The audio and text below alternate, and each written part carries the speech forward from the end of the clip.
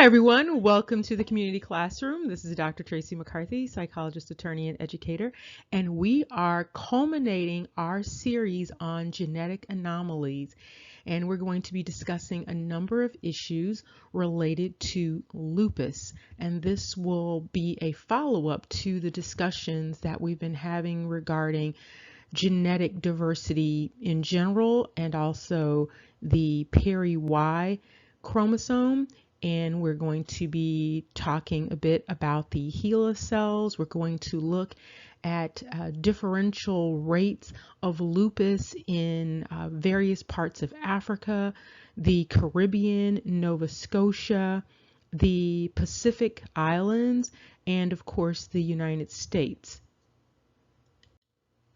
Now, before we get started, I'm going to point out the fact that researchers have known for over 50 years that there has been this discrepancy in the incidence rates of lupus between African Americans and Caribbeans and Hawaiian individuals, Native American Indians, and Africans, particularly West Africans.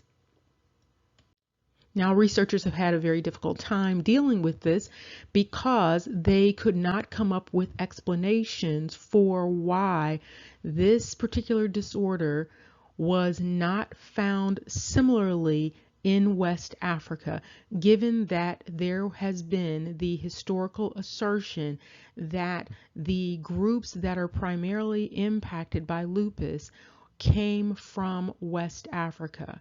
In fact, the individuals in the United States experience lupus at significantly higher rates than those in West Africa.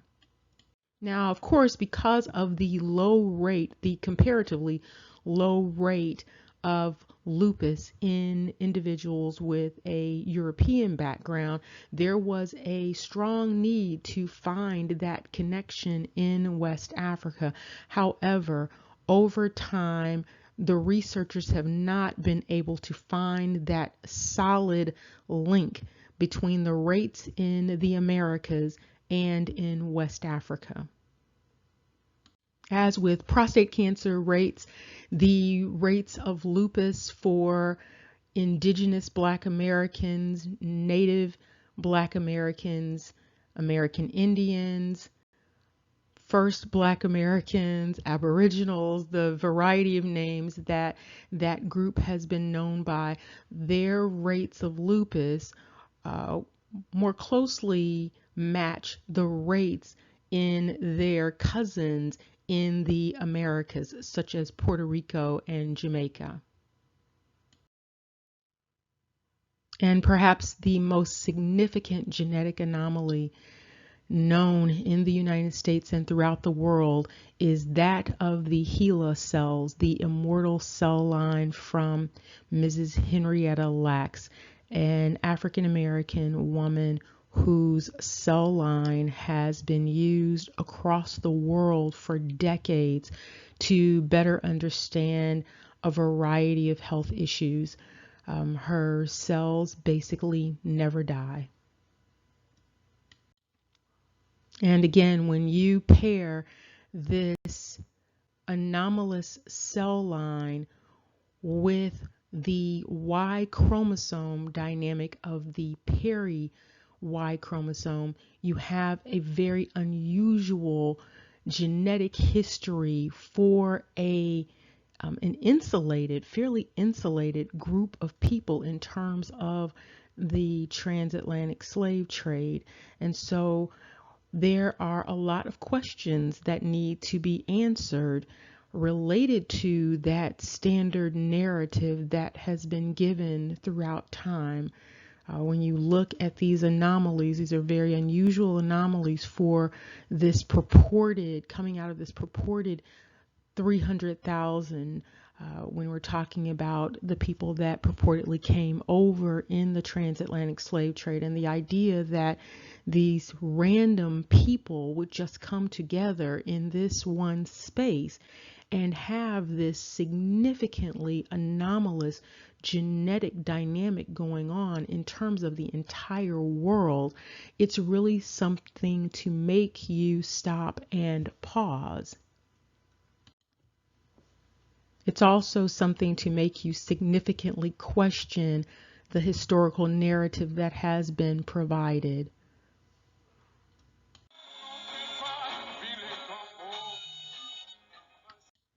Okay, so let's start with this discussion on the impact that lupus has had on the Gullah community. Recent studies, this was in 2017, recent studies have shown that the Gullah community, they are more likely to develop the disease of lupus than other African American women. Now, this again is noteworthy because when you look at the rates of lupus in the West African area, particularly Sierra Leone, there is still this rarity in terms of lupus. And so again, they've known for over 50 years that this discrepancy exists, but they are trying to come up with explanations for why this discrepancy exists, and even suggesting that it's not genetic, although there is a genetic propensity everywhere else.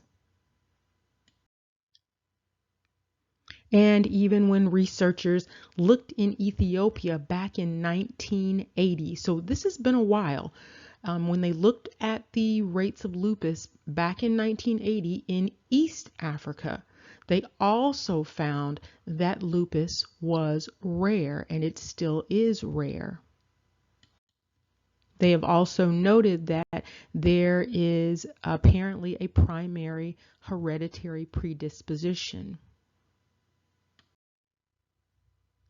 Given that Benin was a port out of which a number of slaves were purported to have come from, it's noteworthy that as late as 2014, lupus was still seen as rare in Benin, and there was a posting on a physician site talking about this discrepancy between the rates of lupus in the West and the rates of lupus in West Africans. And it was noted that lupus is still very uncommon in Nigeria. And there was an explanation that perhaps it's going unnoticed because of the similarity in symptoms related to malaria. But when you look at the symptoms of malaria and you look at the symptoms of lupus, the similarity is not that great starting off with the disease. Furthermore, if there is sufficient screening to determine that someone has malaria or sickle cell or any number of other diseases, then it would stand to reason that there are resources available to determine the extent to which lupus is also in existence in West Africa. Again, researchers in 2005, looking at the prevalence rates of lupus in Africa, noted that there was a lower prevalence in Africa. And there was also a notation made about the severity of symptoms being less severe in West African patients, whereas we know that lupus in the United States tends to be severe. And here we have other researchers trying to figure out this anomaly. And again, there's the offering of perhaps this low incidence rate is a result of underdiagnosis or poor access to health care, poor disease recognition. Again, however, there is this ready recognition of a number of other diseases in Africa. And so knowing that lupus has been identified as this anomaly in terms of the relationship between African rates of lupus and American and America's the rates of lupus. Knowing that that discrepancy has been there for over 50 years, there has been plenty of time and plenty of opportunity for researchers to make the effort to look more closely at this dynamic to try to figure out if it is not genetics, then what is it? Now, what is also interesting is this issue of lupus in Nova Scotia. If you attempt to do a scientific research search on the rates of lupus in Nova Scotia among those individuals, you're going to have a very difficult time coming up with research suggesting that similar to Haiti and West Africa, the rates of lupus are relatively low, apparently. So you will more readily find research regarding animals versus human beings related to lupus. As with the issue related to prostate cancer rates, there is another relationship between individuals in Barbados and individuals in the United States, both purportedly of West African descent, but having very different experiences in terms of lupus. Women in Barbados have a higher rate of lupus, significantly higher than anyone in West Africa, and a rate that is more similar to that experienced by Black American, Indigenous, Brown American, Native Black American women. Now, an interesting finding that links lupus to Black American women, Native American women, Indigenous Brown American women, and traditionally recognized Native American women is the issue of lupus. And so the lupus death rates are highest among what are traditionally understood as Native Americans and Black Americans, Native Black Americans. Well, there is often the argument that the differences between those on the continent of Africa and those who are Native Black Americans, the argument is often that the differences, the ethnic differences, the genetic differences are related to this presumed European admixture. But when you look, you see here that lupus is 2 to 3 times more prevalent among women of color. And so what would be traditionally classified as African American, Hispanics, Latinos, Asians, Native Americans, Alaskan Natives, Hawaiians, and Pacific Islanders, much more prevalent than Caucasian women. And so that idea that this genetic diversity is really related to Black Americans, Native Americans having Caucasian blood, that's not the explanation for why there is that discrepancy between what has been presumed to be the ancestral homeland of African Americans and actually the experiences of those who are classified as African Americans. And so that discrepancy cannot be understood best by this presumed Caucasian admixture.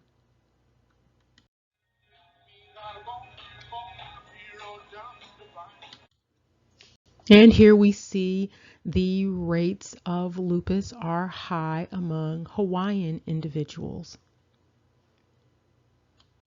And these high rates among Hawaiian individuals, those rates are shared with high rates among those who are classified as traditionally Asian, such as the Chinese and the Japanese and Filipinos.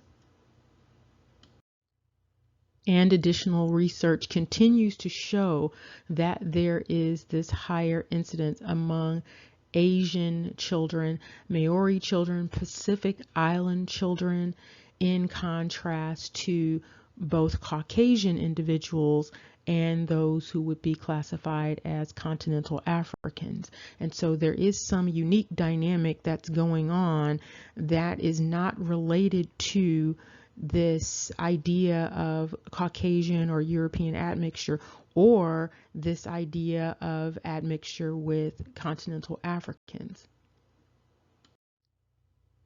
And here you can see that the prevalence rate for New Zealand Polynesians is significantly higher than their white counterparts. And so there is this suggestion that the disease is more common among quote unquote pigmented races. However, this does not apparently extend to the pigmented races that are in Africa. And here we have some very old research related to rheumatic disease in Jamaica, and they are quoting studies from back in 1966. So this is some pretty old research, and the article itself is from 1979. And so one of the things that they are noting even back then is that lupus, which is identified as SLE, appears to be a rare problem in hospitals in Africa. And at the same time, there's a high prevalence in Jamaica, even back then. And so there was still, even at that time, this lack of understanding for why this would be the case, given that not only have Jamaicans been identified as coming right out of Africa, but very specific regions of Africa they have been told they have come from. And there are a lot of cultural practices that suggest that they came from those areas, which would include individuals like the Akan and the Igbo. But when you look at issues such as lupus, this looks like something else may be going on in terms of that heritage. Then we have research regarding the Caribbean island of Curacao. And when we look at that research, we see that there is a high prevalence, but also, this was in 1992, they were noting that there is a low prevalence in Central Africa. And so, given that the slave trade primarily was purported to come out of Central Africa, West Africa,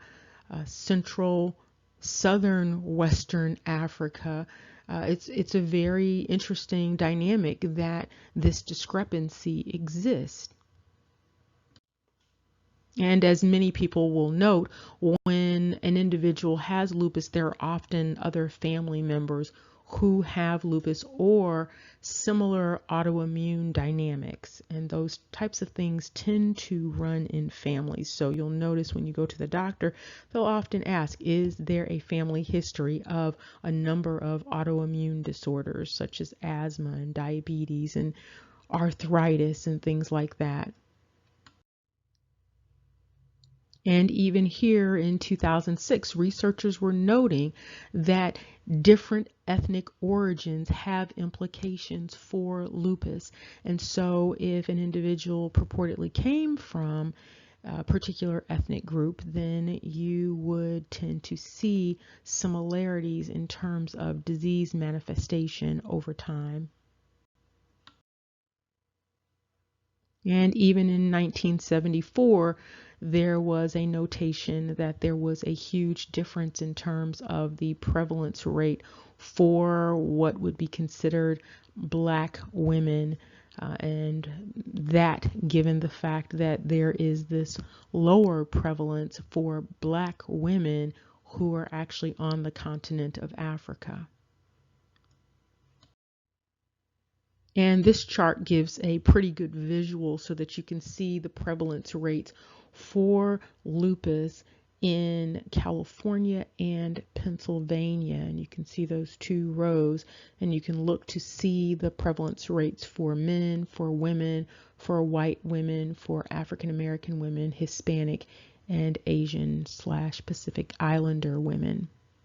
And you can see that the rates for African American women are extremely high in relation to the other women. And again, this extremely high prevalence rate is sitting there in the face of this extremely low prevalence rate in West Africa and Central West Africa, from which African Americans are said to come from.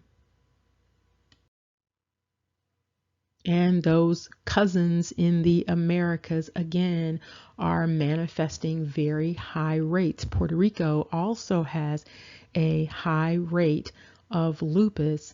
And again, this is in contrast to what's going on in West Africa. And in Puerto Rico, they are known for seeing themselves as this mix. And so this decided mix of Taino and African and Spanish. And so that mix is there. However, it does not translate into this dynamic whereby they have a similar rate of lupus related to wherever it is that they purportedly came from in West Africa or Central West Africa. Their rates are more closely aligned to rates out of Jamaica or out of Barbados or out of Curacao or African Americans or Indigenous Black Americans.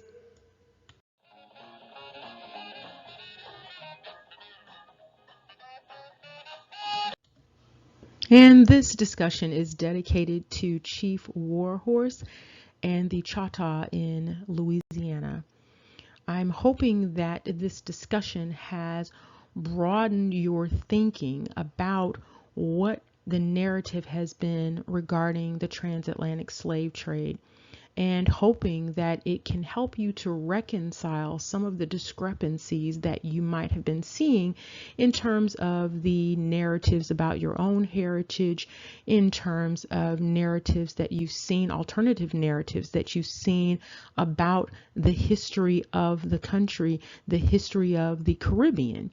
And as you can see, based upon these genetic anomalies, there are clearly some ethnic differences in disease manifestation. And there is clearly a disparity in terms of the prevalence of lupus across the Atlantic, with there being apparently a closer ethnic relationship between the cousins that are on the western side of the Atlantic, such as United States Black Americans, Black Jamaicans, Puerto Ricans, Native American Indians, even those who are Pacific Islanders, Hawaiians, and other groups in the Caribbean.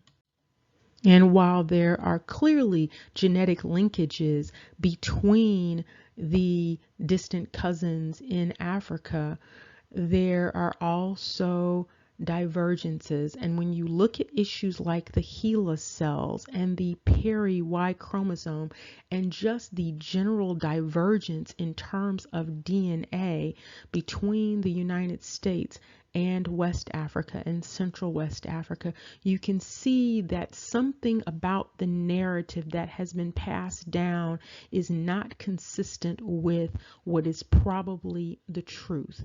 And so just remember that sometimes you have facts that don't clearly point to the truth, and there are sometimes facts that are in direct contravention of what is ultimately the truth. And you also have to remember that the individuals who have been writing history and who've been pushing the historical narrative, those are the individuals who actually were running whatever that slave trade dynamic was across continents, across nations, across cities and states. And so those are the individuals who have been creating these narratives. And if you go back to the video on psychopathy and the slave trade, you'll remember that deceit is a big part of that dynamic. And so it would be a huge stretch to expect those who are engaging in being deceitful, those who are manipulative, those who are self-serving and have no moral compass, it would be a huge stretch to depend upon them to provide the truth, the whole truth, and nothing but the truth about your heritage. And so you're going to have to seek a little harder to make sure that you have a better understanding of what is your truth for your family and your own particular heritage. This applies not only in the United States, but this also applies for those in the Caribbean who have been given similar narratives. The history books are saying one thing, but the genetics are saying something else. And of course, you are free to listen to whichever narrative you choose to listen to, but just recognize that just because you have a narrative about your life, it doesn't mean that it's the same narrative that your neighbor has. There are a number of people on YouTube, and their names will not be mentioned, but there are a number of individuals on YouTube who have it as their life's mission, apparently, to discredit the research and the family narratives that a number of people have. People need to remember that one person's narrative is not another person's narrative. And sometimes this infighting or outfighting that's going on is not really about a belief that there are different narratives or there's only one narrative. Sometimes it is simply rooted in greed related to YouTube, and also a need to create discord versus trying to look collectively for truths for everyone. And so, again, I want to encourage people to continue as you're working on your projects and you're doing more research and you're thinking about creating those roles. And as a matter of fact, some other Caribbean nations might want to start thinking about creating their own roles in addition to what Jamaica has going on. When you're thinking about doing these things, just remember that truth may be hard to find because truth has been obscured. When you just look at census data, there has been an obscuring. And so you need to follow the different paths that your heritage takes you down, not the path that someone else's heritage takes you down. And remember that no one else is the master of your truth or your heritage. No one else probably knows anything more about your heritage than you do. So you want to listen to yourself first and foremost. Remember, knowledge is power. Take care and see you soon.